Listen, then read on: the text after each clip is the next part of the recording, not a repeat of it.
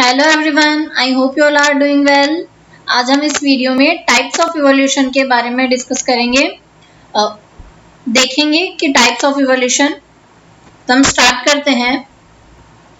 सबसे पहले हम देखते हैं हम किन टाइप्स के बारे में देखने वाले हैं।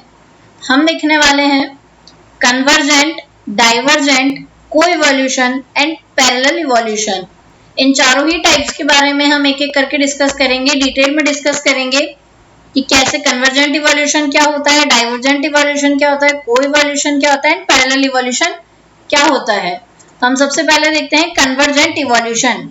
कन्वर्जेंट इवोल्यूशन यानी क्या होता है ये। कन्वर्जेंट इवोल्यूशन में होता है, इसमें क्लोजली रिलेटेड स्पीशीज नहीं होती है। Convergent evolution is the process in which species that are not closely related to each other independently evolve similar kind of traits। यानी वो जो दो स्पीशीज होती है वो इवॉल्व होती है सेम ट्रेट के साथ, पर वो रिलेटेड नहीं होती है। यानी उनमें जो एंसेस्टर होता है वो उनका कॉमन एंसेस्टर नहीं होता है, वो दोनों डिफरेंट होती है।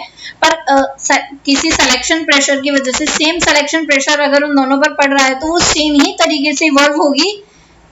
इसलिए क्या बोला गया है इसमें कि वो क्लोजली रिलेटेड नहीं होती है, लेकिन सेम इवॉल्व होती है। वो दोनों पर सेम सिलेक्शन प्रेशर काम करता है तो वो सेम इवॉल्व होती है। फॉर एग्जाम्पल हम देख सकते हैं dragonflies, bats, hawks all have wings. None of these organisms its wings to genes inherited from any of others। अब जो ये जिस टाइप का जो इवोल्यूशन है इसमें एनालॉगस स्ट्रक्चर होती है।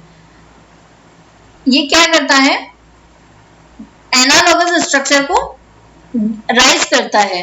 तो एनालॉगस स्ट्रक्चर क्या होती है, हम देखें एनालॉगस स्ट्रक्चर के बारे में कि वो क्या होती है। तो इसमें जो होता है वो जो एनाटॉमी होती है, स्ट्रक्चर जो होता है वो डिफरेंट होता है। हम लिखें, समझें, एनाटॉमी डिफरेंट और फंक्शन सेम, इसे हम बोलते हैं एनालॉगस स्ट्रक्चर। तो द कन्वर्जेंट इवोल्यूशन, इसमें जो स्पीशीज थी उनका कॉमन एंसेस्टर नहीं था, लेकिन वो सेम सिलेक्शन प्रेशर की वजह से सेम इवॉल्व हुई। यानी हम ये माने कि ये कोई ए स्पीशीज है और ये कोई बी स्पीशीज है, दोनों में कोई कॉमन एंसेस्टर नहीं है, लेकिन सिलेक्शन प्रेशर की वजह से इन्हें सेम इवॉल्व होना पड़ा। तो ये इसमें भी ये कैरेक्टर हुआ, इसमें भी कैरेक्टर हुआ, इन दोनों में सेम इवोल्यूशन हुआ। नेक्स्ट हम देखते हैं डाइवर्जेंट इवोल्यूशन, यानी डाइवर्ट होना। Divergent evolution is the process in which a trait held by a common ancestor evolves into different variation over time।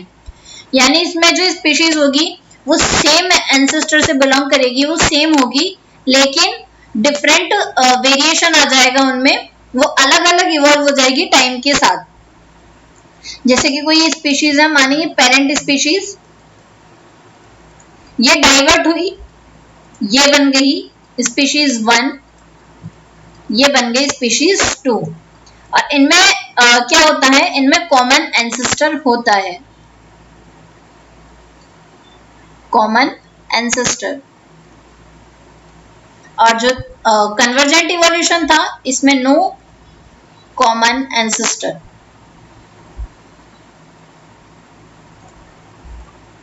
Okay, तो डाइवर्जेंट इवोल्यूशन में क्या होता है, कॉमन एंसेस्टर इन्वॉल्व होता है इसमें, और कॉमन एंसेस्टर दोनों स्पीशीज डेविएट हो जाती है, उनमें वेरिएशन आ जाता है टाइम के साथ साथ, बट वो बिलोंग करती है कॉमन एंसेस्टर से।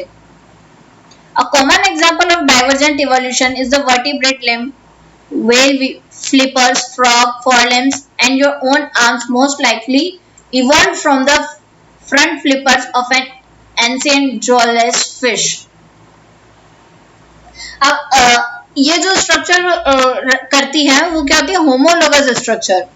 Divergent evolution give rise to homologous structure. अब होमोलोगस स्ट्रक्चर क्या होती है, इसमें होमोलोगस स्ट्रक्चर में जो एनाटॉमी होती है, स्ट्रक्चर होती है, मॉर्फोलॉजी, वो होती है सेम, और जो इनका फंक्शन होता है वो हो जाता है डिफरेंट। तो ये होता है divergent evolution.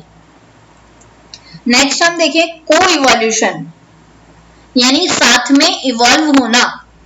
Co-evolution occurs when closely interacting species exert selective pressures on each other so that they evolve together in a kind of conservation of adaptation. Co-evolution में क्या होता है, साथ साथ एडप्ट होते हैं।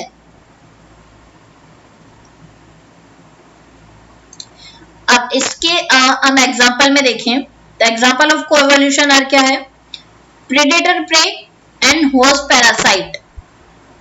मतलब इसमें क्या हुआ, जैसे जैसे प्रेडेटर अपने इवॉल्व करेगा कि हमें उसे किसी भी ऑर्गेनिज्म का शिकार करना है, तो वो अपने अंदर उसी तरीके से बार बार इवॉल्व होता रहेगा। पर प्रे में भी ये होगा कि उसे भी प्रेडेटर के उसमें नहीं आना है, इसलिए वो भी अपने आप को इवॉल्व करता रहेगा ताकि वो प्रेडेटर से बचा रहे। इसलिए ये जो होगी क्या होगी, साइकिल चलती रहेगी। दोनों, अगर प्रेडेटर को ए स्टेप लेता है तो प्रे को भी ए स्टेप लेना पड़ेगा, तभी वो प्रेडेटर से बच सकता है, अदरवाइज वो नहीं बच पाएगा। इसलिए इसे कहा गया को इवोल्यूशन, यानी अगर ये भी इवॉल्व होएगा तो ये भी इवॉल्व होगा, तभी जाकर ये दोनों सर्वाइव कर पाएंगे। लास्ट हम देखते हैं parallel evolution. Parallel evolution is sometimes difficult to distinguish from convergent evolution. इसे क्या होता है, डिफरेंशिएट करना बहुत मुश्किल हो जाता है कन्वर्जेंट इवोल्यूशन और पैरेलल इवोल्यूशन को, क्योंकि दोनों में ही ये आता है कि दोनों ही साथ में इवॉल्व होंगे।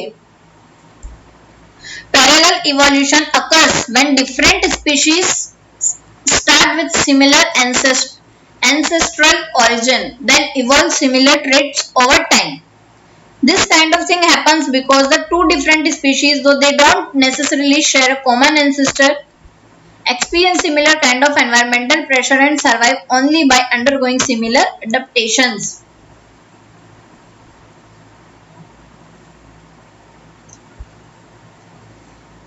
इसका एग्जांपल देखें हम पैरेलल इवोल्यूशन का।